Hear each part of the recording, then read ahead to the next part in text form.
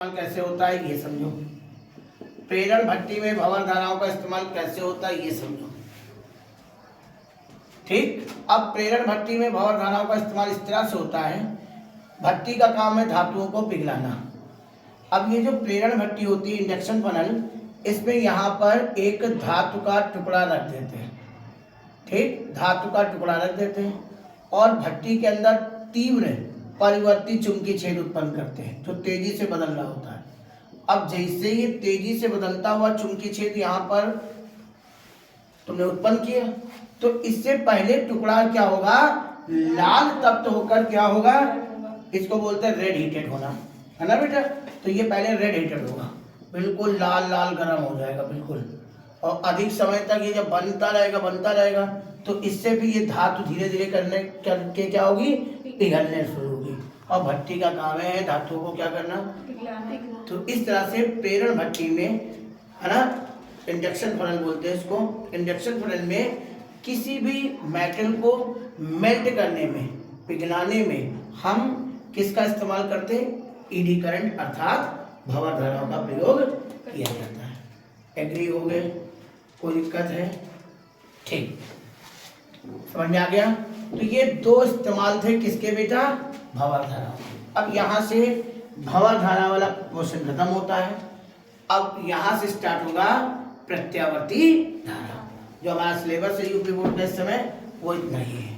ठीक, अब इसके बाद हम बात करते हैं यहाँ पर प्रत्यावर्ती धारा। नया चैप्टर प्रत्यावर्ती धारा, अल्टरनेटिंग करंट। देखिए, अल्टरनेटिंग करंट में हम सबसे पहला जो टॉपिक, क्योंकि अभी अभी हमने अन्योन्य प्रेरण की घटना सुनी, तो हम पहले आपको बताते प्रत्यावर्ती धारा। पहली बार धारा तो आपको बताने की जरूरत नहीं है, आप जानते हो धारा क्या है। किसी भी परिपथ में आवेश प्रवाह की दर को, किसी परिपथ में आवेश प्रवाह की दर को क्या कहते हैं बेटा, धारा कहते हैं। आवेश प्रवाह की दर को वैद्युत धारा कहते हैं। ठीक, धाराएं दो प्रकार की होती हैं। कौन सी धारा बेटा, एक होती है प्रत्यावर्ती धारा। अब देखिए, प्रत्यावर्ती धारा, अल्टरनेटिंग करंट क्या होता है बेटा, वह धारा जिसका परिमाण व दिशा, वह धारा जिसका परिमाण व दिशा समय के साथ साथ, देखिए ये ऐसे जा रहा है ना बेटा, इसका मतलब ये मान 0 से शुरू हुआ और मैक्सिमम तक गया, फिर ये घटते घटते कहाँ आ गया, 0 पर आया। तो वह धारा जिसका परिमाण व दिशा समय के साथ साथ क्या होता रहे बेटा, जब समय के साथ साथ जो धारा अपना मान में परिवर्तन करे और उसकी दिशा में भी परिवर्तन करे, ऐसी धारा को हम कौन सी धारा कहते हैं, समझ गए। वह धारा जिसका परिमाण, है ना, जिसका परिमाण व दिशा समय के साथ साथ, है ना, समय के साथ साथ क्या हो, परिवर्तित हो, ऐसी धाराओं को कौन सी धारा कहते हैं, प्रत्यावर्ती धारा कहते हैं। ऐसी धारा को प्रत्यावर्ती धारा कहते हैं। ठीक है बेटा। इसके बाद हम बात करते हैं दूसरी धारा। इसमें भी और कुछ बता दें, जैसे कुछ बेसिक बात पता होनी चाहिए। प्रत्यावर्ती धारा, पहली बेसिक, प्रत्यावर्ती धारा आवर्त रूप में चलती है। प्रत्यावर्ती धारा आवर्त रूप में चलती है। अब प्रश्न है कि आवर्त रूप क्या है, जो हर आधे चक्र के पश्चात अपनी दिशा क्या कर दे, मतलब पहले अपनी साम्य स्थिति से अधिकतम जाए, फिर साम्य स्थिति लौटे, फिर दूसरी तरफ जाए, फिर सामने, जो ऐसे रूप में चले, मिनिमम से मैक्सिमम, मैक्सिमम से मिनिमम, मैक्सिमम से मिनिमम, मिनिमम से मैक्सिमम, जो कोई ऐसा चले वो आवर्त रूप में। तो प्रत्यावर्ती धारा हमेशा किस रूप में चलती है, आवर्त रूप में। पहला पॉइंट, प्रत्यावर्ती जो धारा होती है ये हमेशा ट्रांसफार्मर से प्राप्त होती है। जो भी धारा ट्रांसफार्मर से आ रही है हमारे यहाँ, वो प्रत्यावर्ती धारा। अब इसी में तुम्हें ट्रांसफार्मर भी बताएंगे, है ना। तो वो धारा जो कहाँ से बेटा प्राप्त होती है बेटा, ट्रांसफार्मर से, वो हमारी प्रत्यावर्ती धारा होती है। ट्रांसफार्मर से प्राप्त होती है प्रत्यावर्ती। समझ गए? तीसरी बात, जो हमारे घरों में है ना प्रत्यावर्ती वोल्टेज प्रत्यावर्ती धारा आती है उसकी फ्रीक्वेंसी याद रहना चाहिए। हमारे घरों में आने वाली प्रत्यावर्ती धारा की जो आवृत्ति होती है वो 50 हर्ट्ज होती है। इंडिया में 50 हर्ट्ज आवृत्ति की प्रत्यावर्ती धारा का सप्लाई होता है, ठीक। और जो एवरेज वोल्टेज है वो 220 वोल्ट का है ना, और फ्रीक्वेंसी उसकी 50 हर्ट्ज, ठीक। प्रत्यावर्ती धारा को नियंत्रित किया जाने के लिए जो युक्ति का इस्तेमाल होता है वो चोक कुंडली से इसको नियंत्रित किया जाता है। चोक कुंडली से इसको क्या करते हैं बेटा? नियंत्रित करते हैं। समझ गए ना मेरी बात? ये इसके विशेष पॉइंट है जो हमको याद होने चाहिए। अब हम इसी जगह पे बता दें आपको डीसी धारा है ना। डीसी धारा मतलब कौन सी बेटा? दिष्ट धारा, अर्थात दिष्ट धारा है ना। अब हम दिष्ट धारा के बारे में पढ़ेंगे। तो दिष्ट धारा मतलब डायरेक्ट करंट है ना। दिष्ट धारा मतलब कौन सी करंट? डायरेक्ट करंट मतलब डीसी करंट। तो क्या परिभाषा होगी डीसी करंट की बताओ? वह धारा जिसका परिमाण व दिशा समय के साथ साथ नियत रहे। ऐसी धारा जिसका परिमाण व दिशा समय के साथ साथ क्या हो? नियत हो। ऐसी धारा जिसका परिमाण व दिशा समय के साथ साथ नियत रहे, ऐसी धारा को हम कौन सी धारा? दिष्ट धारा कहते हैं, ठीक। ये सरल रेखा में चलती है, ठीक। ये कैसी चलती है? सरल रेखा में चलती है ना। दूसरा ये कहाँ प्राप्त हुई थी? ट्रांसफार्मर से। तो ये डीसी कहाँ से चले प्राप्त होगी? सेल से, ठीक। डीसी के लिए कोई फिक्स फ्रीक्वेंसी नहीं है। अब ये कहाँ से निकलती है? इसको कहाँ से कंट्रोल किया जाता है? चोक कुंडली से। तो इसको हम कहाँ से नियंत्रित करेंगे बेटा? धारा नियंत्रक से। तो इसको धारा नियंत्रक से क्या करते हैं बेटा? नियंत्रित करते हैं। It is clear? कोई दिक्कत है? अब ध्यान से सुनेंगे इस चीज को और जो आगे इसके टॉपिक है, ठीक। अब इसका जो अगला जो हमारा टॉपिक है वो किस बात पे है बेटा?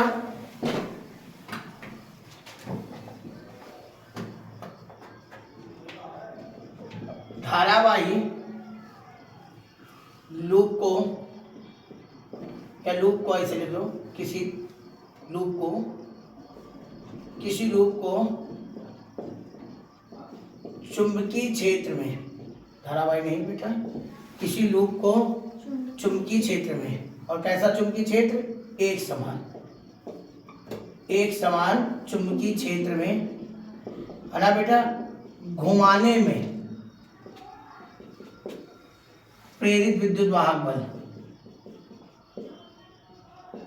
प्रेरित विद्युत वाहक बल। यदि हम किसी भी लूप को एक समान चुंबकीय क्षेत्र में घुमाएं तो हमें कितना प्रेरित विद्युत वाहक बल की प्राप्ति होती है, ये इसका नियमन है, ठीक। अब सबसे पहली बात, एक समान चुंबकीय क्षेत्र क्या है? देखो बेटा, एक समान चुंबकीय क्षेत्र का मतलब है जब ये जो चुंबकीय बल रेखाएं हैं जो चुंबकीय क्षेत्र उत्पन्न करती हैं, तो जब चुंबकीय बल रेखाएं जो चुंबकीय क्षेत्र उत्पन्न करती है वो परस्पर एक दूसरे के क्या हो जाए? समांतर हो जाए, तो उसे हम एक समान चुंबकीय क्षेत्र कहते हैं। उसे हम क्या कहते हैं बेटा? एक समान चुंबकीय क्षेत्र कहते हैं, ठीक। अब इस एक समान चुंबकीय क्षेत्र में ऐसे समझो, एक ये कुंडली रखी है, ठीक, आयताकार ये कुंडली है। अब ये आयताकार जो कुंडली है ये अपने अक्ष के परितः एक नियत कोणीय वेग से ये घूम रही है। ये मान लो PQ आर से कुंडली है, ये अपनी अक्ष के परितः एक नियत कोणीय वेग ओमेगा से क्या कर रही है? घूम रही है, घूर्णन कर रही है। अब जब ये घूम रही होगी एक नियत कोणीय वेग से, तो घूमते घूमते ऐसा होता है कि जब घूमते घूमते एक ऐसी स्थिति भी आ सकती है कि जो इस कुंडली का जो तल है, ये जो इस कुंडली का जो तल है ना, वो चुंबकीय क्षेत्र की दिशा के साथ, है ना, जो कुंडली का जो तल है, ध्यान से सुनेंगे, ये जो कुंडली का तल है इस क्षेत्रफल होगा, है ना, क्योंकि किसी भी तल के क्षेत्रफल की दिशा सदैव उस तल के क्या होती है बेटा बताओ, लंबवत होती है। तो ये देखो उसके क्षेत्रफल की क्या है, दिशा है ना बेटा। और ये किसकी दिशा है बेटा, चुंबकीय क्षेत्र की। तो अब घूमते घूमते मान लीजिए किसी क्षण कुंडली का जो तल है वो चुंबकीय क्षेत्र की दिशा के साथ कितने कोण पर है बेटा बताओ, थीटा कोण पर है। तो घूम रही है कोणीय वेग ओमेगा से, और किसी क्षण वो घूमते घूमते उसका जो तल है वो चुंबकीय क्षेत्र की दिशा के साथ कितने कोण पर है, थीटा कोण पर है। तो अब बताओ इसका चुंबकीय फ्लक्स क्या होगा बेटा बताओ। तो जो इसका चुंबकीय फ्लक्स होगा है ना, चुंबकीय फ्लक्स फाई वाई बराबर क्या होगा बेटा बताओ, चुंबकीय फ्लक्स फाई बी बराबर होगा पी ए कॉस थीटा। क्योंकि हमने आपको बताया था कि यदि बी और ए के बीच में कोण बन जाए है ना, तो फिर वहां पर बी ए नहीं बल्कि बी ए कॉस थीटा। क्योंकि जब चुंबकीय क्षेत्र की दिशा क्षेत्रफल की दिशा के समांतर होगा तभी तो फाई बराबर बी होता है। यदि इसके बीच में कोई क्या बन जाए, कोण बन जाए, तो फिर यहाँ पर बी और ए के बीच यदि कोण बन जाए तो फिर फाई बी बराबर क्या होगा बेटा, बी ए कॉस थीटा हो जाएगा। अब हम टी के सापेक्ष क्या करेंगे बेटा बताओ, अवकलन। यदि हम इस टी के सापेक्ष इसका क्या कर दे, अवकलन कर दें, तो टी के सापेक्ष अवकलन करो बेटा। इसका क्या होता है टी के सापेक्ष इसका अवकलन, क्योंकि कांस्टेंटों का हम अवकलन, एक चीज और, अब ये टी के सापेक्ष अवकलन करने से पहले एक चीज हम और भी कर सकते हैं। क्योंकि हम लोगों ने कोणीय वेग, यहाँ तो समझ में आया कि नहीं आया, ये कुंडली घूम रही है किस नियत कोणीय वेग किससे, ओमेगा से। घूमते घूमते इसका जो अक्ष है ना, इस कुंडली का जो तल का जो क्षेत्रफल है ये चुंबकीय क्षेत्र की दिशा के साथ कितने कोण पर है, तो बताओ जरा कोणीय वेग की परिभाषा से, कोणीय वेग की परिभाषा से, कोणीय वेग की परिभाषा क्या है बेटा बताओ, कोणीय विस्थापन की दर को क्या कहते हैं बेटा, कोणीय वेग। तो तुम बताओ अच्छा थीटा बराबर क्या होगा बेटा बताओ, ओमेगा टी होगा। जहां थीटा है वहां पर ओमेगा टी रख दिया जाए तो बताओ बी ए कितना बनेगा बेटा। अब हम टी के सापेक्ष अवकलन कर दे बेटा, तो यदि हम इस टी के सापेक्ष इसका क्या कर दे बेटा, टी के सापेक्ष हम अवकलन कर दे बेटा, तो यहाँ पर क्या बनेगा बताओ, D phi B upon D T. B A क्या है, कांस्टेंट है, और जब बी ए कांस्टेंट है तो यहाँ पर क्या अवकलन किसका होगा बेटा, डी बाई डी टी, और साथ में कितना कॉस ओमेगा टी होगा। अब कॉस ओमेगा टी का अवकलन कितना होगा बेटा बताओ, तो यहाँ से इसका अवकलन करेंगे तो D phi by D T B A, और इसका होगा कहाँ बेटा, बी ए का माइनस का साइन ओमेगा टी। ये तो इसका ये होगा ही, साथ ही साथ इसमें एक अगेन अवकलन होगा ना, किसका अवकलन होगा दोबारा बताओ, ओमेगा को कांस्टेंट करके dt बाई dt का तो करना पड़ेगा, क्यों, t के रिस्पेक्ट में ना। और यहाँ जब t के रिस्पेक्ट में है और यहाँ ओमेगा t है तो हमें अगेन करना पड़ेगा नहीं करना पड़ेगा। और उसमें से ओमेगा क्या है बेटा, कांस्टेंट है, तो dt बाई क्या बनेगा। अब ये ओमेगा को इधर ले आओ बेटा, तो बताओ D five upon D T बराबर क्या बनेगा, माइनस का बी ए ओमेगा, और साथ में कितना बेटा साइन ओमेगा टी बन जाएगा। एग्री हो, साइन ओमेगा टी बन जाएगा। यहाँ तक कोई दिक्कत नहीं होनी चाहिए। अब ये बताओ यदि कुंडली में n फेरे हों, यदि कुंडली में कितने फेरे हों, यदि कुंडली में n फेरे हों है ना, तो यदि कुंडली में n फेरे हों, ठीक, तो यदि n फेरे हैं तो अब बेटा क्या होगा बताओ, फैराडे के प्रथम नियम से क्या होता है बेटा बताओ, फैराडे के प्रथम नियम से, प्रथम नियम क्या कहता है यहाँ पर बेटा बताओ, E बराबर क्या बताया जाता है बता सकते हैं, E बराबर होता है, ऐसे समझ लीजिए आप, E बराबर होता है माइनस का n D phi B upon कितना बेटा, और माइनस का n रहने दो, D phi B upon D T, D phi B E है ना बेटा।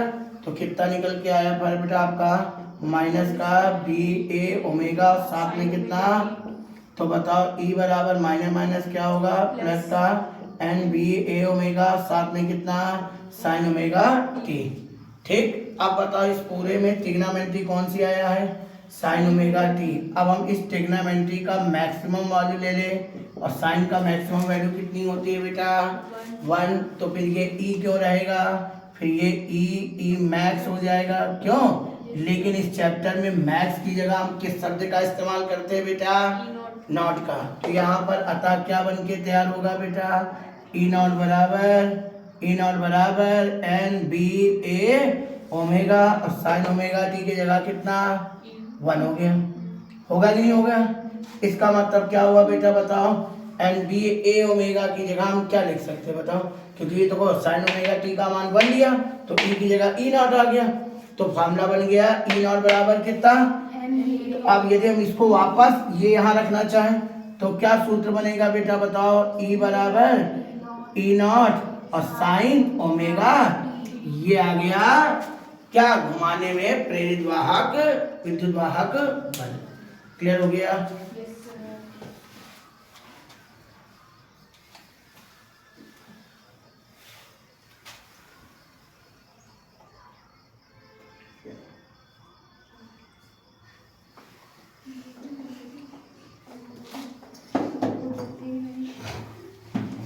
देखिए क्या बातें बताई गई, एक कुंडी थी, नियत कोणीय वेग ओमेगा से अपने अक्ष की परिधि क्या कर रही थी, घूमते घूमते किसी क्षण कुंडी के तल के क्षेत्रफल के साथ चुंबकीय क्षेत्र के साथ थीटा कोण पर, तो चुंबकीय फ्लक्स की परिभाषा रहती है फाई बराबर, हमने कोणीय वेग की परिभाषा पढ़ी है, कोणीय विस्थापन की दर को ओमेगा है ना, ओमेगा कहते हैं। तो थीटा की जगह ओमेगा टी लिख सकते हैं।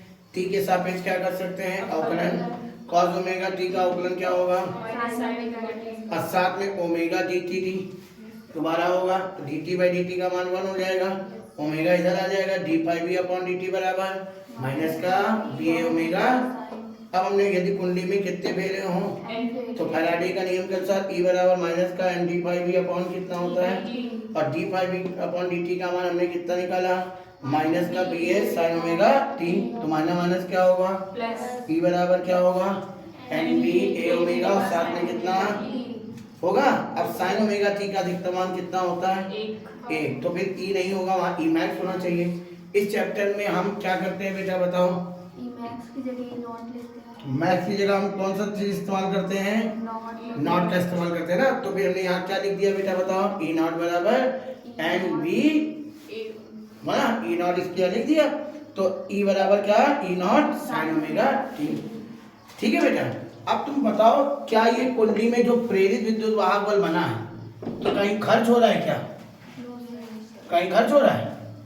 अब जब कुंडली में कभी भी याद रखना, क्योंकि कुंडली बंद है ना बेटा, कुंडली क्या है बेटा, कहीं दे नहीं रही है। अब कभी भी ये याद रखना कि बंद कुंडी के लिए विद्युत वाहक बल का मान ही क्या होता है, विभवांतर के बराबर, क्योंकि उसका वोल्टेज कहीं लॉस ही नहीं हो रहा है। तो वही विद्युत वाहक बल और वही विभवांतर। देखिए विभवांतर और विद्युत वाहक में अंतर क्या होता है, यदि कोई कहीं पर वोल्टेज है, वो अपना वोल्टेज किसी को नहीं दे रहा है, तो उस समय वो विद्युत वाहक बल है। लेकिन यदि वो वोल्टेज अपना दे दे तो उसके वोल्टेज में कुछ पतन हो जाएगा, कमी हो जाएगी, तब वो वी लिखा जाता है। वी का मतलब होता है कि हमने कुछ कार्य कर लिया, दे दिया कहीं पर, और उसके बाद का वोल्टेज, और यदि हमने वो वोल्टेज नहीं दिया तो वो विद्युत वाहक, तो इसमें विद्युत वाहक बल ही विभवांतर है। तो जो इक्वेशन आपके लिए किसके लिए बनी थी बेटा बताओ, ई के लिए, तो वही इक्वेशन किसके लिए बन सकती है बेटा बताओ, v बराबर V naught sine omega T. Agree हो? ओम का नियम बताएं। अब ओम के नियम के अनुसार वही आई बराबर, तो जैसे प्रतिरोध जो होता है ना बेटा वो चेंज नहीं होता, तो v बराबर जब हम आई आर का नियम लगाएंगे तो v I R, I naught R, धारा मिनिमम मैक्सिमम होगी, प्रतिरोध मिनिमम मैक्सिमम, तो आर से आर यहाँ पर जैसे हमने विभवांतर की जगह लगा दिया, आर नहीं चेंज होगा, धारा चेंज होगी, धारा कम ज्यादा होगी। ठीक, प्रतिरोध कुंडली का चेंज तो आर से आर कट जाएगा, तो यही इक्वेशन किसकी बन जाएगी बेटा, प्रत्यावर्ती धारा की। क्या बन जाएगी, आई बराबर कितना बेटा, I not sine omega T. Agree हो यहाँ तक? कोई तकलीफ है यहाँ तक? ठीक, आगे हम बढ़ते हैं और आगे समझते हैं हमें ये कैसे पता चले कि ये जो हमने विभवांतर या विद्युत वाहक बल निकाला है ना बेटा, ये प्रत्यावर्ती है। हम कैसे पहचाने कि ये जो V है ये प्रत्यावर्ती है, हम ये दिखाएंगे। अब ऐसे समझो, बहुत आसान सी भाषा में, ये कुंडली है, कुंडली का तल है। तो ये बताओ कुंडली का तल ऐसे है ना, चुंबकीय क्षेत्र, क्योंकि तल के क्षेत्रफल की दिशा तल की क्या होती है बेटा, लंबवत है, ऐसे समझना। और ये चुंबकीय क्षेत्र है। तो बताओ इस समय कितने डिग्री पर है, 90 है ना। और ये ऐसे घूमे तो थीटा का मान 0, फिर ऐसे घूमे 90, समझ नहीं। अब इस पे ये एंगल होगा, ऐसे समझो, ये 0, ये 0 घूमा 90 और घूमा 180 और घूमा 260, पूरा घूम गया, 360, ऐसे रोटेट करेंगे, ठीक है, समझ गए ना। और अब यहाँ पर ओमेगा टी क्या है बेटा, कला है, कला है कुंडली की घूमने का वही कोण जिसे कह सकते हैं, ठीक। अब आप बताओ, अच्छा यदि हमने कोण ओमेगा टी की वैल्यू कितनी कंसीडर कर ली, बताओ 0। यदि हम ओमेगा टी की वैल्यू कितनी कंसीडर कर ले बेटा, बताओ 0। तो यदि हम 0 वैल्यू कंसीडर कर लेते हैं तो अब बताओ क्या होगा बेटा, बता सकते हो। यदि ओ 0 होगा तो v बराबर कितना होगा, sin 0, sin 0 का मान 0। दूसरी बात बेटा बताओ, ओमेगा टी की वैल्यू हम कितना कंसीडर कर लें, 90 करोगे, sin 90 का मान कितना होगा 1, कितना हो गया v0, समझ लो ना। और यदि हम और अच्छे से जाना चाहें तो हम आपको और एक्सप्लेन कर सकते हैं, क्योंकि हम फर्स्ट ईयर में एक फार्मूला और पढ़ के आते हैं कि ओमेगा बराबर क्या होता है बेटा, 2π/t। कोई कहते सर जी हम कैसे पहचाने 090, तो एक और रास्ता है, ओमेगा बराबर क्या होता है बेटा, 2π/t होता है ना। तो v बराबर क्या होगा, v0 sin 2π/t इंटू क्या बेटा। अब आप ऐसे समझना, ग्राफ के द्वारा ये बात समझ में आ जाती, ये 0 हुआ बेटा, है ना बेटा। अब देखिए ये वोल्टेज का पीक वैल्यू है, मतलब पीक वैल्यू मतलब महत्तम मान, और ये वोल्टेज की पीक वैल्यू है माइनस का। अब ये एक आवर्तकाल को हम 4 भागों में तोड़ दें, क्योंकि आवर्तकाल मतलब एक कंपन में लगा, तो ये 1/4 है ना, ये आधा और ये 3/4 और ये पूरा, ऐसे समझो एक कंपन ऐसे पूरा होता है ना बेटा। तो ये समय हो गया 0 और ये हुआ 1/4, ये हो गया आधा, ये है 3/4 और ये हो गया पूरा, ठीक। अब आप समझना हम क्या कहना चाहते हैं।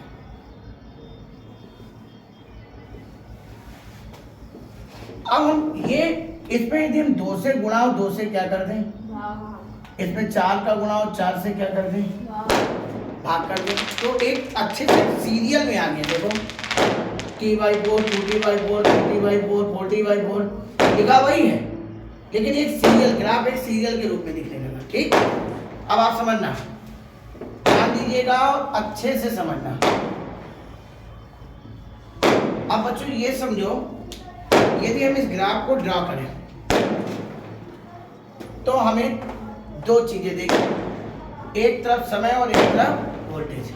अब तुम ही बताओ समय का पहला मान कितना आपको प्राप्त हो रहा है, बताओ समय का पहला मान कितना प्राप्त हो रहा है, समय का मान 0। सॉल्व करने का 0 रखकर देखो, v बराबर v0 sin t/t और ये sin 0 का मान 0। अब बताइए यहाँ 0 एंगल आया कि नहीं आया, यही हम तुमसे कह रहे हैं कि 0 आएगा। और sin 0 का मान 0, तो वोल्टेज भी क्या 0। चलिए दूसरा बताइए, समय का मान कितना हुआ, 2/4। आवर्तकाल का 1/4, क्यों बेटा तुम बताओ यहाँ पर कितना आया बेटा, बताओ sin π/2, साइन कितना, तो यहाँ 90 एंगल आया कि नहीं आया, यस सर। आ रहा है समझ में नहीं आ रहा है। अब बताओ sin 90 का मान कितना, ये तो 0 हो जाएगा, ये तो 1 हो जाएगा। तो यहाँ पर हमने समय लिया t/4 और ये आ गया मतलब V नॉट। समझ आ रही बात? अब तीसरा मान बताओ कितना दिख रहा है बताओ। 2t by मतलब t बाई 2 भी लिख सकते हो। क्यों बेटा? v बराबर sine 2 pi by T into T by 2। T से टी 2 से 2 कट जाएगा। v नॉट साइन पाई मतलब साइन 180। साइन 180 का मान 0 अब देखिए 0 मिल गया। ठीक, फिर इसके बाद अगला कौन सा समय है बताओ। 3t by 4 3t by 4। तो अगला समय आप देखो यहाँ पर रखकर v बराबर ये कितना एंगल मिला था बेटा बताओ 180। v naught sine 2 pi by T और यहाँ पर कितना हुआ 3t बाई 4। ये काट दिया तो बताओ v नॉट बराबर साइन 3 पाई बाई 2 मतलब 270 एंगल का मान कितना होता बेटा माइनस का 1। तो माइनस का v नॉट आया कि नहीं आया। फिर अगला मान कितना है बेटा तुम बताओ। यहाँ पर v बराबर कितना प्राप्त होगा बेटा बताओ। v बराबर v naught sine 2 pi by T into T. T से टी कैंसिल। साइन कितना हुआ 2 पाई का मतलब 360 और 360 की वैल्यू कितनी। 0 एग्री हो? yes sir एग्री हो? yes sir कोई तकलीफ है बेटा? अब इसका ग्राफ बना डालो। कैसे? पहले देखो 0 पर क्या बेटा 0 है। फिर t बाई 4 पर कितना आया बेटा बताओ v नॉट। ये किससे आया बेटा 0। फिर ये कितना आया बेटा माइनस का v नॉट। फिर ये कितना आया बेटा 0 आया बेटा। yes अब तुम बताओ 0 से लेकर कितना बना v नॉट। ऐसे चल रहा है। Yes, तो ये बताओ हर आधे चक्र के बाद अपनी दिशा बदल रहा है कि नहीं बदल रहा है। yes sir यही हम बोल रहे थे 0 90 180 270 300 और वैसे वैसे हर आधे चक्र के बाद ये दिशा बदल रहा है। तो इससे ये सिद्ध होता है ना कि ये जो हमारा वोल्टेज आया है ये कौन सा वोल्टेज हुआ प्रत्यावर्ती। क्योंकि प्रत्यावर्ती विभवांतर हुआ। विभवांतर होता है जो प्रत्येक अर्ध चक्र के पश्चात अपनी दिशा को क्या करते बदल दे। समझ में आगे बेटा बात? yes sir कोई दिक्कत है बेटा यहाँ तक? कोई दिक्कत नहीं, आगे बढ़ जाए। ठीक बेटा? अच्छा आगे बढ़ते हैं चैप्टर में।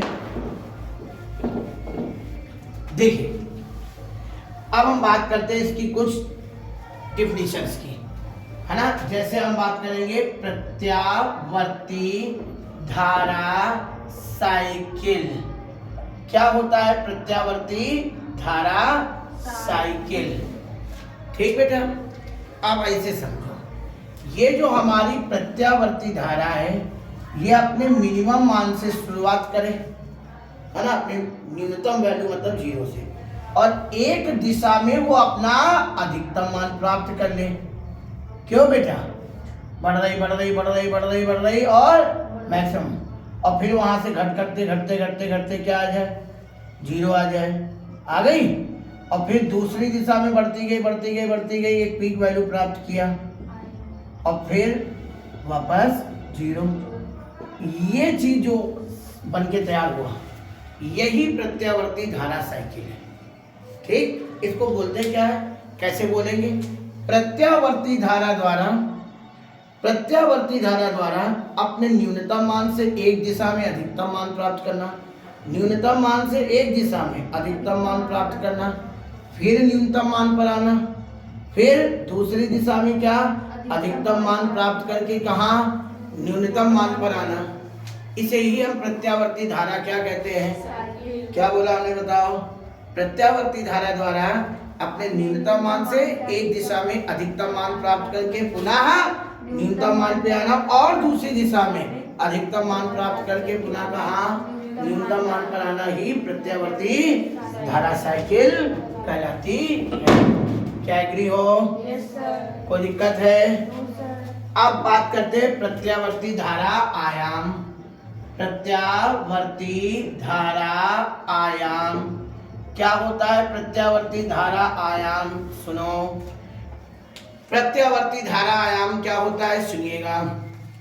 प्रत्यावर्ती धारा द्वारा एक दिशा में प्राप्त अधिकतम मान को प्रत्यावर्ती धारा द्वारा एक दिशा में प्राप्त अधिकतम मान को ही प्रत्यावर्ती धारा आयाम कहते हैं। क्या बोला? प्रत्यावर्ती धारा द्वारा एक दिशा में प्राप्त अधिकतम मान को प्रत्यावर्ती धारा आयाम कहते हैं। इसे किससे प्रदर्शित करते हैं? आई नॉट से। ठीक है, Yes, sir. कोई दिक्कत? एक दिशा, देखिए ये लगातार मान बढ़ रहा है, समझ लो, है ना? और जो सबसे ज्यादा प्राप्त हुआ वही प्रत्यावर्ती धारा आयाम। इसको हम शिखर नाम मान से भी पुकारते हैं, इसको हम महत्तम मान से भी पुकारते हैं। ठीक है बेटा, प्रत्यावर्ती धारा द्वारा एक दिशा में प्राप्त अधिकतम मान को ही प्रत्यावर्ती धारा आयाम या शिखर मान कहते हैं। एग्री हो गए? इसके बाद हम बात करते हैं प्रत्यावर्ती धारा आवृत्ति की। अब प्रत्यावर्ती धारा आवृत्ति क्या है? ठीक, तो प्रत्यावर्ती धारा द्वारा, ध्यान से और मन लगाकर, प्रत्यावर्ती धारा द्वारा एक सेकंड में पूरी की गई साइकिलों की संख्या, ये साइकिल है, तो एक सेकंड में पूरी की गई साइकिलों की संख्या को, पूरी की गई साइकिलों की संख्या को प्रत्यावर्ती धारा की आवृत्ति कहते हैं। प्रत्यावर्ती धारा द्वारा एक सेकंड में पूरी की गई साइकिलों की संख्या को प्रत्यावर्ती धारा की क्या कहते हैं? आवृत्ति कहते हैं। ठीक, अब आ जाओ इसको हम बेटा F से लिखते हैं और इसका फॉर्मूला होता है F बराबर ओमेगा बटे 2 पाई। ठीक, अब बात करेंगे प्रत्यावर्ती धारा का आवर्त काल। अब देखिए प्रत्यावर्ती धारा का आवर्त काल क्या होता है बेटा?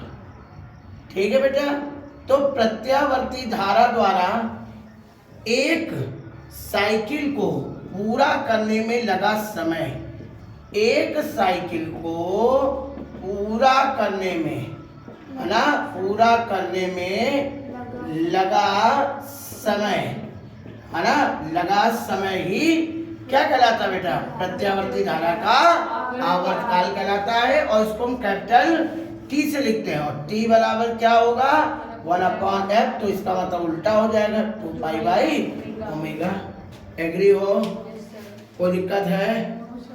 इसके बाद हम समझ में आ रही परिभाषा है, एक सेकंड में पूरी की गई साइकिलों की संख्या प्रत्यावर्ती धारा की आवृत्ति, एक दिशा में प्राप्त अधिकतम मान को प्रत्यावर्ती धारा आयाम, है ना, एक साइकिल को पूरा करने में लगा समय प्रत्यावर्ती धारा का आवर्त काल कहलाता है। एग्री हो गए? चलिए अब आगे बढ़ते हैं। आगे बढ़ते हैं और अगला टॉपिक पे आते हैं प्रत्यावर्ती धारा का, प्रत्यावर्ती धारा का, है ना बेटा, प्रत्यावर्ती धारा का वर्ग माध्य मूल मान, प्रत्यावर्ती धारा का वर्ग माध्य मूल मान।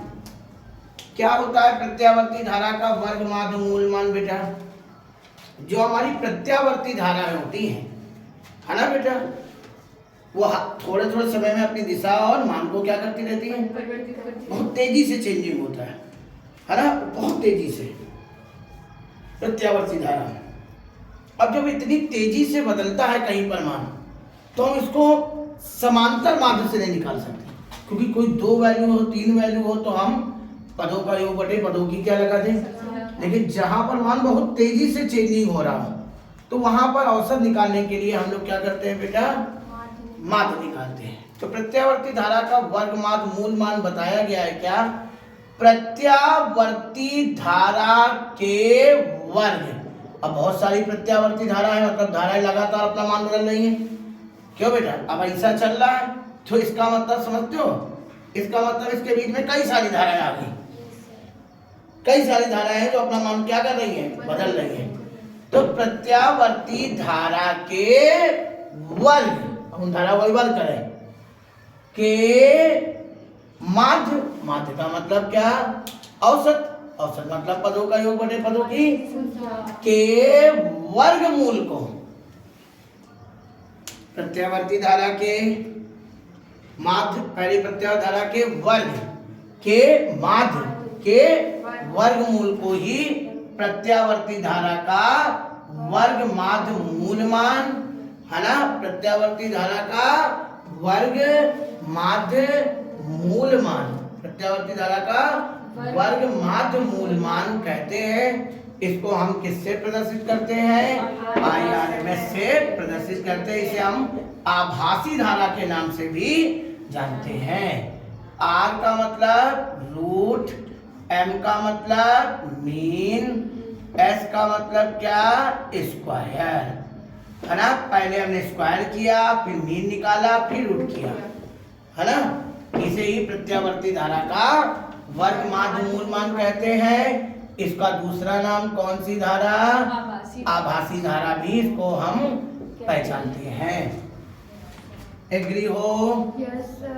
कोई दिक्कत है? अब हम इसी का निगमन यदि करना चाहें तो एक इंटीग्रेशन मेथड है और एक नॉर्मल मेथड है। तो नॉर्मल मेथड हर नॉर्मल व्यक्ति को समझ में आ जाता है। इंटीग्रेशन मेथड थोड़ा इंटीग्रेट वाले में लोगों को समझ आता है, मतलब जो कैलकुलेशन वाइज थोड़े से मजबूत होते हैं। तो जो नॉर्मल मेथड है तो उसके लिए देखो कितना आसान तरीका है। तुम बताओ, प्रत्यावर्ती धारा हमने आपको सिखाया, आई बराबर क्या होता है?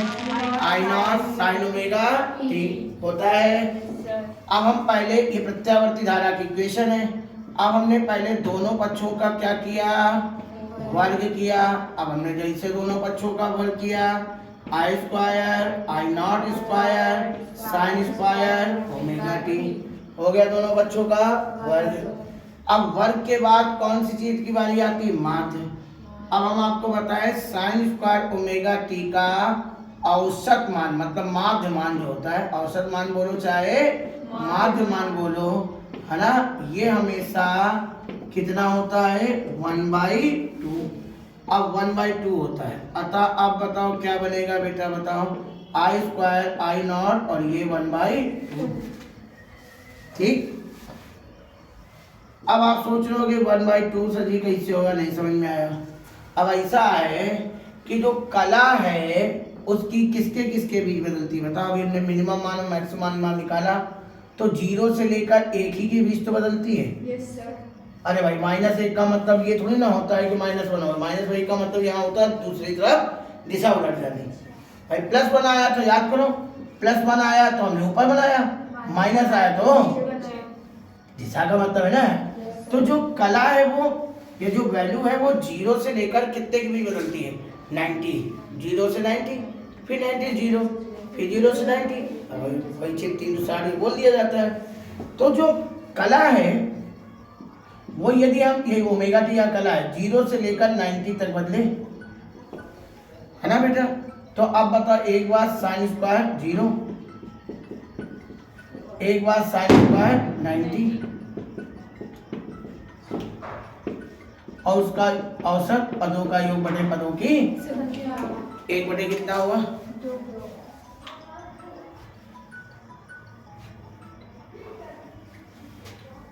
हेलो,